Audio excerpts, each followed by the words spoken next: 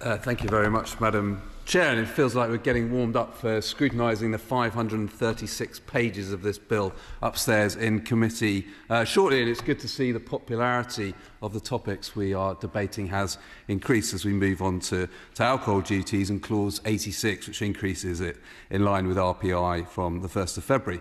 And certainly on behalf of His Majesty's opposition, we're proud to confirm that we are big supporters of the beer, wine, spirits and hospitality businesses, and as such we oppose these tax rises. This £26 billion tax-raising budget piles pressure on households and businesses already struggling due to the decisions of the Chancellor. Prices are high, growth is sluggish, and now the Chancellor has chosen to impose another duty hike. And our new Clause 26 therefore requires the Chancellor to publish a statement on the impact of increasing alcohol duty on the hospitality sector, on pubs, on wine, spirits and beer producers, on jobs and on the public finances.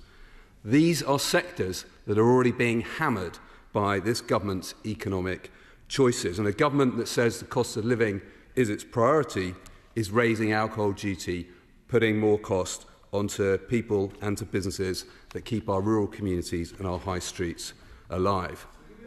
Surely.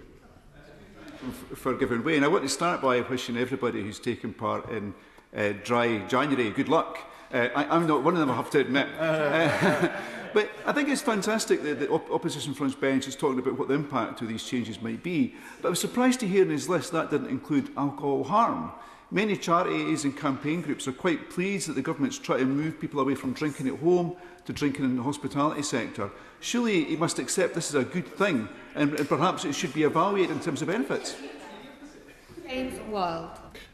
Indeed, and one of the things we did when we brought in the new GT system was to focus on the strength of alcohol in terms of the tax. But we want to encourage more people into the hospitality sector. The government seems to have a policy of driving people away from going into pubs and not just Labour MPs. And in government, that gives me the opportunity to say that we recognise the importance of these sectors to jobs, to our communities and to growth. And that simplified duty system, including the two new reliefs, draft duty and small producer relief, were warmly welcomed. And my honourable friend made the point about the government is choosing not to do the similar things that we did on draft relief. And at the autumn statement in 2023, we actually froze alcohol duty rates, a freeze we extended again in the spring budget of 2024. And I'm proud to support that record, where we had a government working with the sector, not against it. And it gives me no pleasure to say that this government has chosen a very different path. And the happily.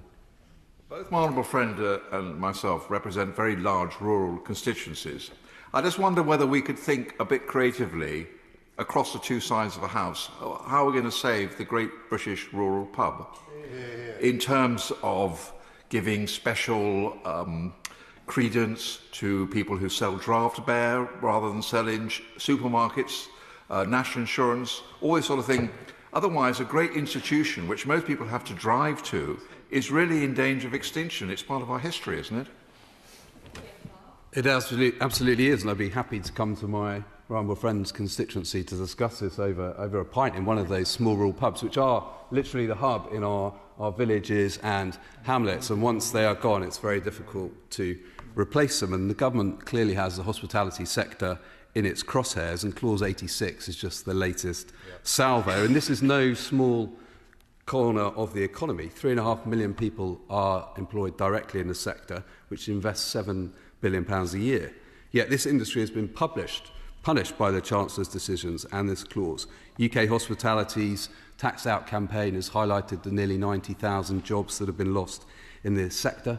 And with unemployment now above 5%, it is young people in particular who are paying the price, and that is the consequence of the Chancellor's damaging tax rises supported by honourable members opposite. Higher alcohol duties, the jobs tax, energy bills and soaring business rates are layering cost upon cost.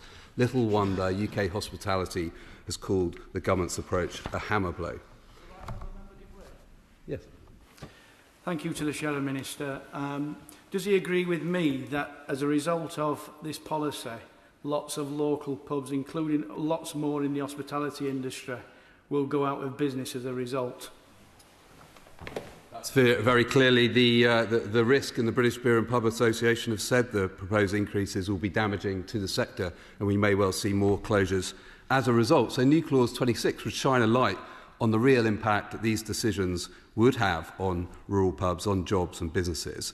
And I hope the Minister won't simply dismiss this amendment by referring to the tax and information impact notice she did on an earlier group. That is a prediction of what's going to happen. It's not a review of what the actuality is. So I hope that she will actually consider the amendment. Happy.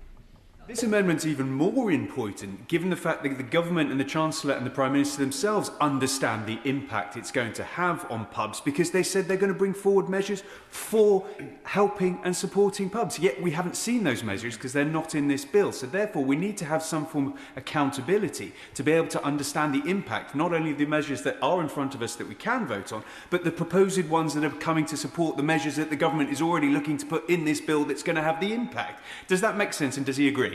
I think it does make sense, and I certainly agree with him. I think the government is having to try and put in place solutions to deal with problems which they themselves have created. And if Labour MPs were welcome in pubs across the country, they would hear quite how difficult, I'm sure the honourable member is. Some aren't, so let's be clear. And they don't. If you go into a pub, I don't think you'll find many publicans who think this government is pro-pub. We've got a Chancellor who said that she didn't understand the impact that her budget and the revaluation and removing the discount on business rates would have. That is staggering and, frankly, once again shows she doesn't understand business, and she wasn't listening when the sector and many others were warning that's precisely the impact of her policy would have. And now she's reportedly about to do a U-turn on her business rates raid. Well, she hasn't come to the House yet to inform us or to inform the sector.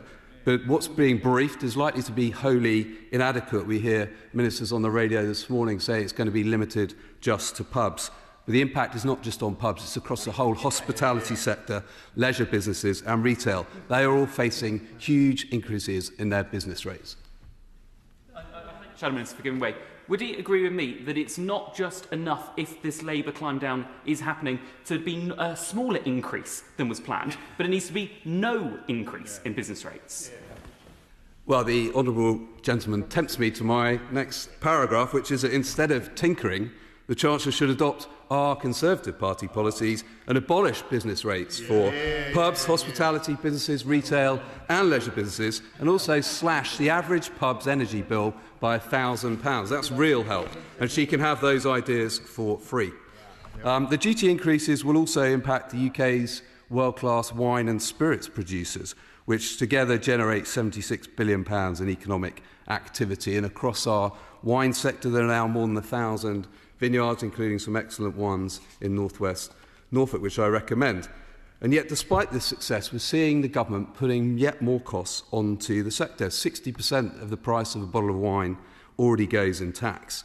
And instead of listening to calls from the sector to freeze duty, the Chancellor has decided to increase it and has failed to fix a small producer relief so it works for winemakers and distillers. And the picture is no rosier in the spirits section, and the Scotch Whisky Association has said that the increase piles additional pressure on a sector already suffering job losses, stalled investment and business closures.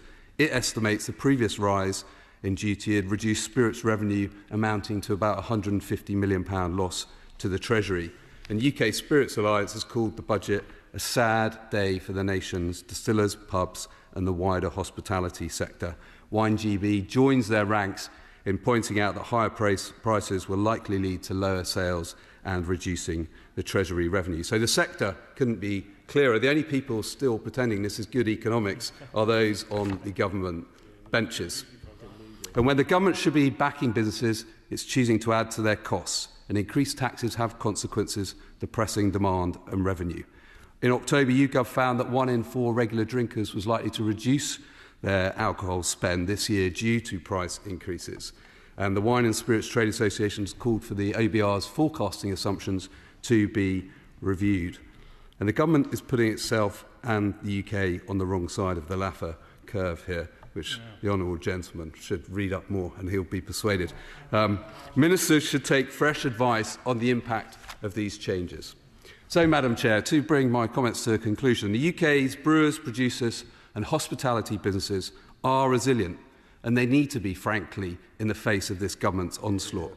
They're at the heart of our communities, creating jobs, driving local growth, and giving many young people their first opportunity in work.